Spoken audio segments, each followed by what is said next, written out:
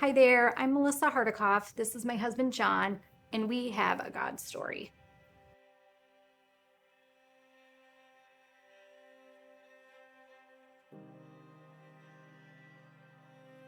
I grew up in a pretty awesome household. My parents were Christians.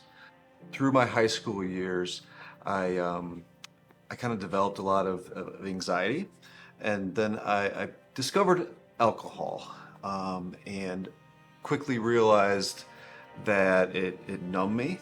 So we started dating right as we were graduating high school, 1999. We dated all through college. And then, when college hit, I was blacked out pretty much every night. And then once we graduated college, Melissa and I got married right after college. During this time, in our first, 7 years of marriage, I didn't realize that it was controlling him. So basically, he was a closet drinker, and I had no idea. I would have my trunk filled with empty liquor bottles to toss away in a dumpster somewhere so it wouldn't end up in our garbage. And we had our first son. In 2010. 2000, Spring of 2010, 2010. spring of 2010. And it was at that time that I was like, I don't want to be this guy. I don't want to be this dad.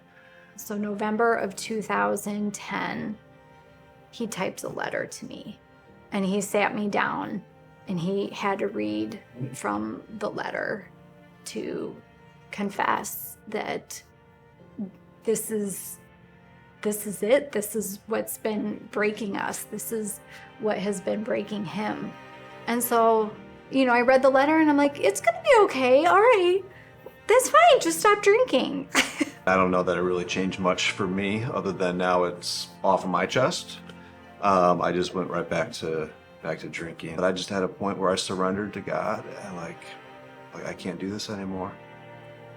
I went into detox, did a lot of therapy afterwards, and by the grace of God, this woman's still Yes. sitting next to me today. So without forgiveness, I could sit here with a bitter heart and say, you wasted, this X many years where our life could have been better then. But it's just part of our story.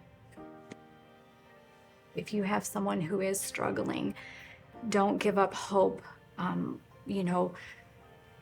Just take one day at a time. Figure out how you can support that person, and also figure out what you need to do to help yourself.